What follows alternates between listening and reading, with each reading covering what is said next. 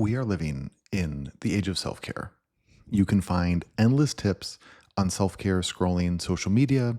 You can sign up for self care subscription boxes to get monthly deliveries of bath bombs and affirming stickers.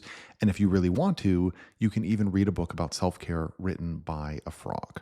But we are also living in the age of burnout.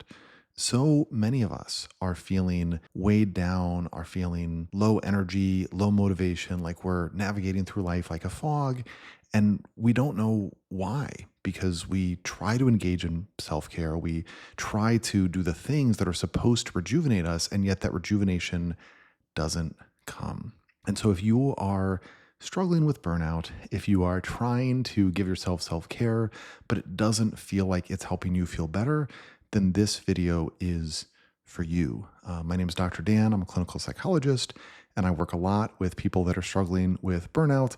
I've dealt with burnout a fair amount myself, and so these are some concepts that I think are really going to help you.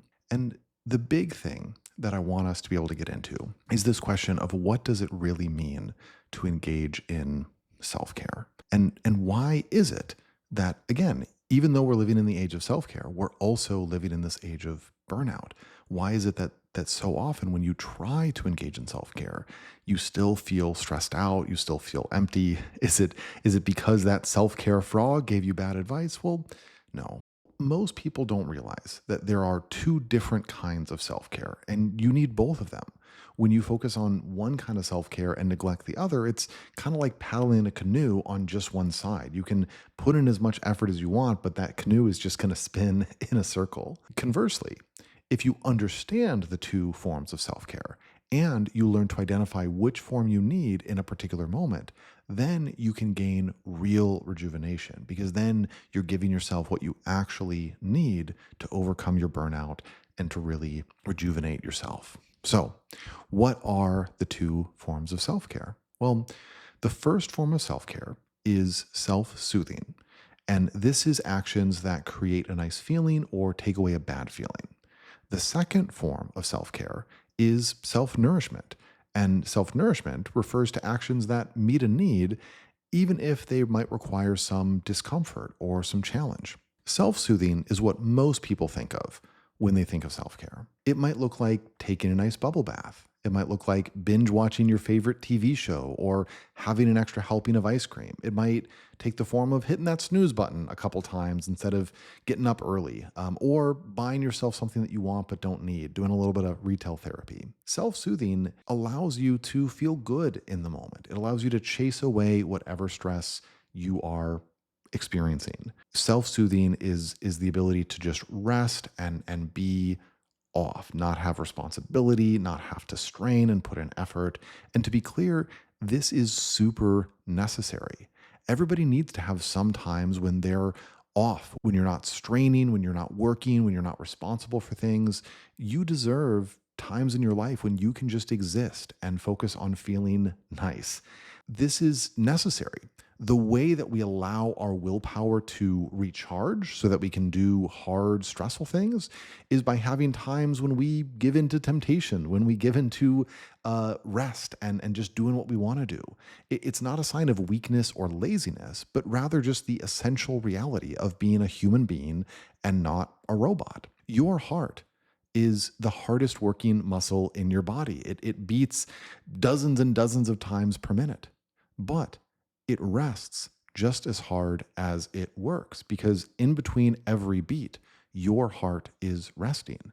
And if even the hardest working muscle in your body needs to rest so frequently, well, then even the hardest working person also needs the chance to rest and relax and pamper themselves. So self-soothing, that is a very important, critical part of self-care. But on its own, it's not enough. You also need self-nourishment. Self-nourishment is more complicated because it doesn't feel the way we expect self-care to feel. Our culture associates self-care with ease and relaxation, but self-nourishment, while a very legitimate and necessary form of self-care, it doesn't always feel easy. It doesn't always feel relaxing. In fact, it often requires some degree of discomfort and effort.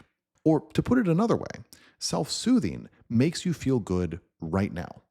And that's what we think self-care needs to look like. It makes you feel good right now. But self-nourishment is a form of self-care that is taking care of your future self. Self-nourishment causes temporary discomfort, but makes you feel good down the road. For instance, one of the classic examples of self-nourishment is to go to bed early so that you're rested tomorrow. You might give up on a little bit of fun tonight, but you are being kind to your tomorrow self. It might feel like opening up to a friend about a problem that you're having. Opening up might feel a little scary, a little vulnerable. It might feel kind of bad to talk about a problem, but you're probably going to feel relief afterwards. Self-nourishment might take the form of something creative, playing an instrument, writing a poem. It might take the form of literal self-nourishment, maybe cooking yourself a healthy meal, or taking care of your physical health, scheduling that dentist appointment that you've been putting off. The important thing is that while self-soothing typically revolves around passive consumption that's focused on the present moment, self-nourishment involves active creation that builds a better life for yourself in the future. If you watch Netflix in a bubble bath, you're just lying back and letting the experience happen to you. And again, there's nothing wrong with that, but that would be in the category of self-soothing. Whereas if you ask a friend for help or you cook a meal, well, then you're taking action to build something that wasn't there before. Or even if you sketch a picture or write a poem, you're engaging in a creative, effortful action that is building something in your life and making your life better. So now that we kind of understand that we have self-soothing and self-nourishment, the question is, well, which one do you need? And the answer is both of them. One is not better than the other. You need self-soothing and self-nourishment equally, but it's easy for people to get stuck doing too much of one and neglect the other. Or it's possible for people to get stuck doing neither of them. And that's definitely going to end you feeling burned out. And so if that's you and you're like, yeah, I don't give myself any self-care at all, well then stop it and try to do some kind of self-care. Just pick something that I've been talking about, whether it's self-nourishment or self-soothing, and just go do it because you need to take care of yourself. But if you have been trying, if you have been making a priority to do self-care and you still feel crummy, you still feel burned out, then probably it's because you're trying to fly a plane with just one wing. You're trying to do self-care with only one half of the self-care that you need, and you're overloading on one form and you're neglecting the other form. And that is going to cause serious problems. This is what it looks like. If you are stuck in self-soothing and you are neglecting self-nourishment, which I think is pretty common, well, what happens is that your self-soothing actions stop feeling good and instead just numb you out. In other words, you're doing things that you used to enjoy, but now it's not about enjoying them. It's just about getting a break from a bad feeling for a little bit. For instance, if you're like, oh, like I feel sad or I feel anxious, well, I play a video game and I don't really feel happy. I'm not really having fun, but at least I don't feel sad or anxious right now. That's a sign that you're doing too much self-soothing. Or another sign is that when you stop doing the self-soothing behavior, you feel an immediate craving for more instead of a sense of satisfaction or relief. You know, what you want is you're like, all right, well, I sat and I watched a movie on Netflix. It was fun. Now I feel kind of happy. Now I feel kind of good. Now I can get on with my day instead of feeling, well, as soon as the movie turns off, I'm right back where I started. I need to watch another movie in order to keep feeling okay. That's a sign that you have too much self-soothing and you're getting stuck in that. Or the other reason that you might find yourself stuck in self-soothing and having too much self-soothing is when you feel like your problems are piling up and you need more and more self-soothing to deal with the stress of the unsolved problems. You're like, oh my goodness, I'm so stressed about this project that I have to work on. I can't even think about it. So I need to just spend more time playing this game. What you'll notice is that all of these signals are downward spirals. Even though you actually have too much self-soothing behavior, what you feel like is you need more. It's kind of like you're trying again and again to sort of go back to the self-soothing because you're like, well, I need to feel good. I need to feel good. But each time it's giving you less and less of a benefit. So you're putting more and more into your self-soothing form of self-care. You're getting less and less out of it. That's a big reason why you can end up burned out when you are trying to do self-care, but you're doing too much self-soothing. So that's a sign that you have too much self-soothing and you need self-nourishment. But you can have it be the opposite direction also. You can be stuck in self-nourishment and need more self-soothing. And this is very common when you are sort of a high achieving kind of person, or when you put a lot of expectations on yourself. This is something that I can struggle with, if I'm being honest. And so for me, this can show up like I feel like I'm always on. I'm always thinking about the next task I need to do, and it's hard for me to just enjoy whatever I'm in the moment with. It can also take the form of feeling pressure to interrupt or cancel enjoyable activities in order to do more productive tasks. So, maybe I'm trying to do something fun and then a work email comes in. I'm like, oh, I need to stop the fun thing so I can do the work email because that's productive. I'm trying to work towards the future, but I'm sacrificing the present to do that. Or sometimes when I'm stuck in self-nourishment and I need more self-soothing, it can cause me to be a little disconnected from my feelings. Maybe in a given moment, I don't quite know if I'm enjoying myself or not, or what I want. And so instead, I focus on what I ought to be doing. I focus on my next task or project or goal, because it's easier to figure out what would feel productive than to figure out what would feel good. And so if you find yourself kind of falling in either of those categories, it's a sign that your self-care is imbalanced, and burnout is probably right around the corner for you, unless you can find a way to nourish yourself on both sides. So if you want to break free of burnout, if you want genuine rejuvenation to come from your self-care, you need to balance out the two forms of self-care. And now, if you are stuck in one form of self-care and you need to do the balance, the lucky thing is that it's really not that complicated. It just means that you need to do more of the form of self-care that you tend to neglect. If you feel like you are neglecting all forms of self-care, well, then that's even easier. Just give yourself something. But if you feel like, man, I'm doing a lot of self-soothing and I'm finding it hard to do productive things, finding it hard to do creative things, well, then you need to do more self-nourishment. If you're like, I never take a break, I never take a day off, well, then you need more self-soothing. The good news is that a little self-care goes a long way. You don't have to completely transform your life, but maybe try to give yourself 20 minutes here and there to do the form of self-care that you usually avoid. That can make a real impact in your well-being and your ability to flourish. And it's easy to get started. If you want to add more self-soothing to your life, the place that I absolutely recommend you start is by making a list of activities that you used to enjoy, but you haven't done for a while. For instance, what was the favorite movie that you watched 2 years ago?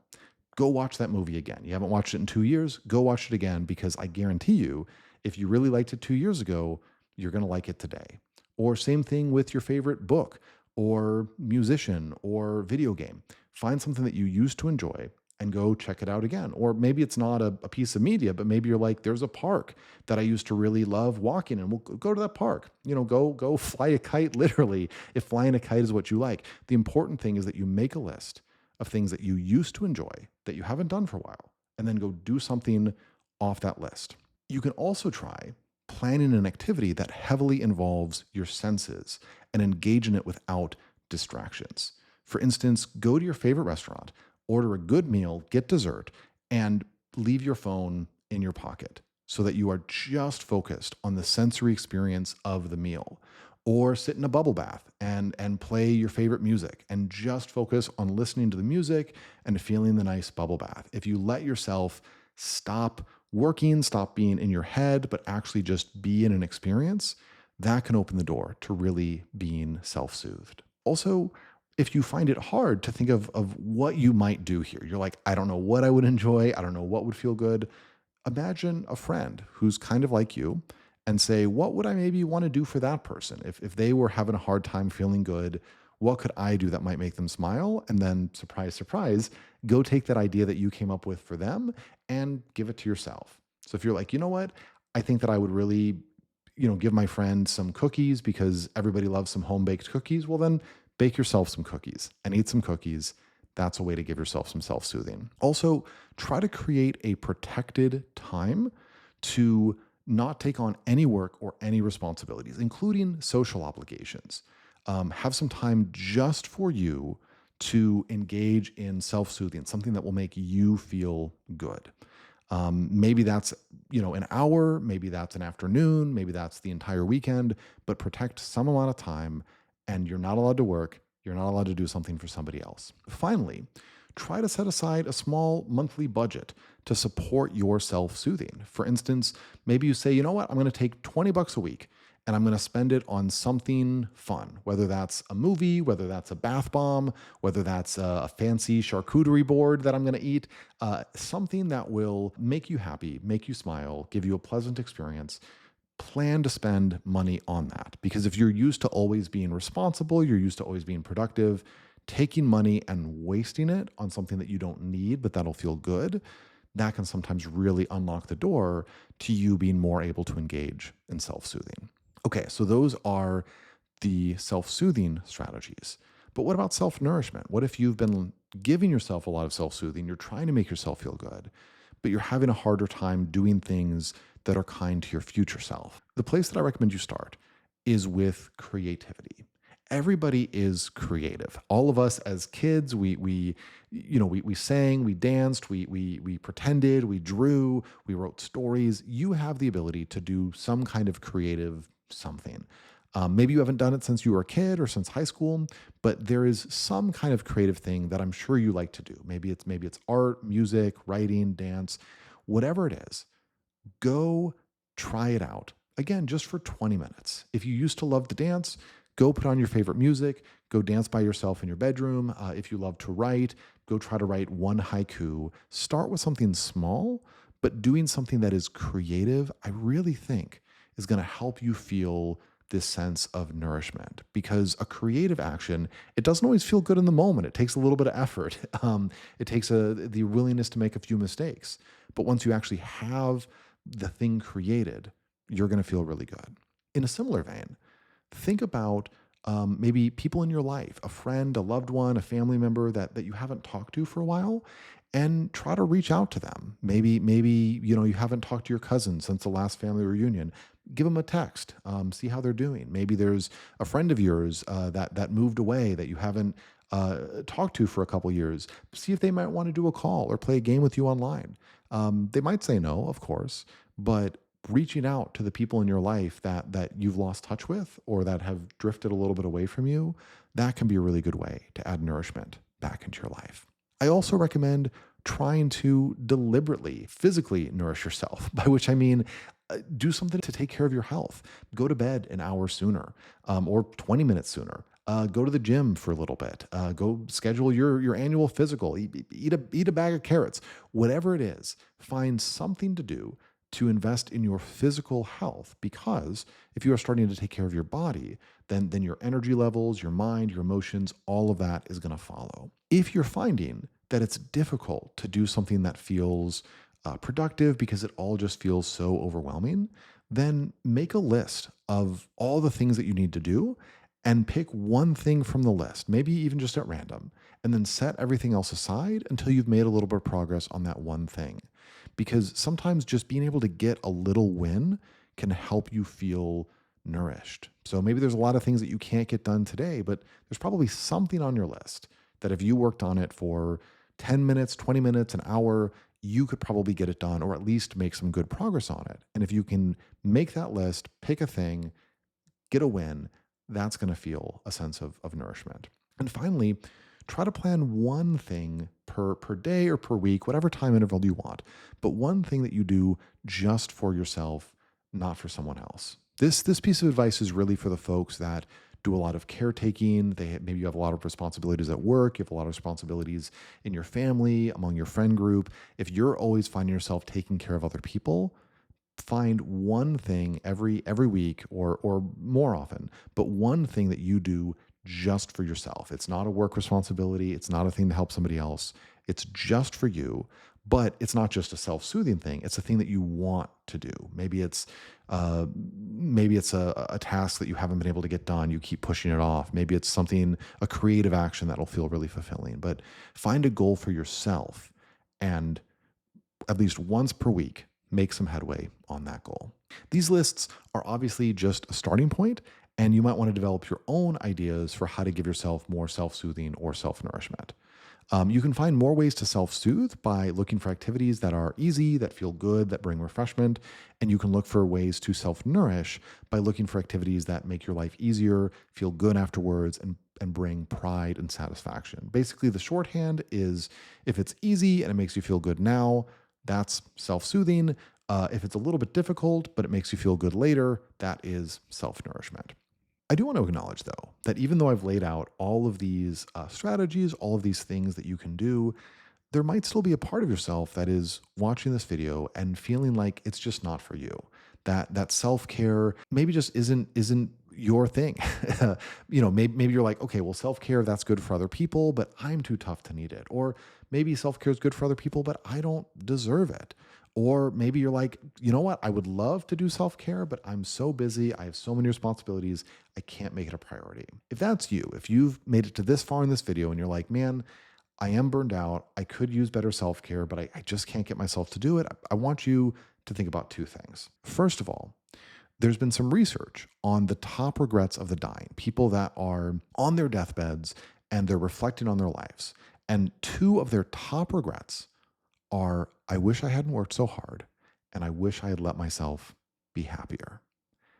And chances are, if you keep going on the path that you're on, where you never take care of yourself or you never make time to address your burnout, you're going to end up like those people. You're going to end up feeling regret that you didn't take care of yourself, that you didn't spend time being happy. You're going to regret the amount that you worked so hard. And so my advice is to listen to the wisdom of the people that have passed on and make your life a good one. And that starts with taking care of yourself. The other thing that I would say is some wisdom that a mentor of mine passed on. He was a clinical supervisor when I was learning to be a psychologist.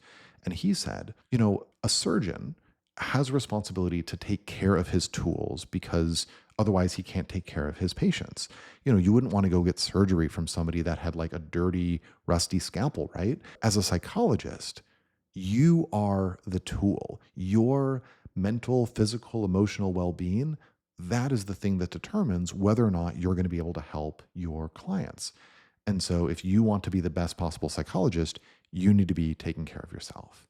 And that's true for everybody, even if you're not a psychologist. Whatever it is that you care about in your life, your career, your family, your friends, a cause that you support, your ability to show up and contribute is dependent on how well you've taken care of yourself. Just like you wouldn't want to show up to the operating table with a dirty, rusty scalpel, you wouldn't want to show up for your friends or your family running on empty, burned out, not taking care of yourself. Take care of yourself. This is your wake-up call. This is your signal that you need to invest more in both forms of self-care, not just for yourself to have a better life, although that's important, but so that you can be the best version of yourself for the people and the causes that depend on you. That's my encouragement to you. I hope that you give it a try. There's a lot of things on this list of self-soothing activities, self-nourishing activities. Pick something from the list that you need the most, give it a try, and see how it goes. It's probably not going to completely transform your life overnight, but there will probably be a part of you that feels like, yeah, this is good. This is something that I was missing. This is the right pathway. And then let that encourage you to keep going and keep doing more things until eventually you are fully nourished and fully soothed and you're getting everything that you need from your self-care. So hope you found that helpful. Please leave me a comment. Let me know what you think of it. Let me know what you want me to talk about next. Please subscribe, do the notification bell, all of that YouTube stuff that really helps me be encouraged to make more of these videos. And thanks so much for your time. I will see you on the next one. This is Dr. Dan signing off.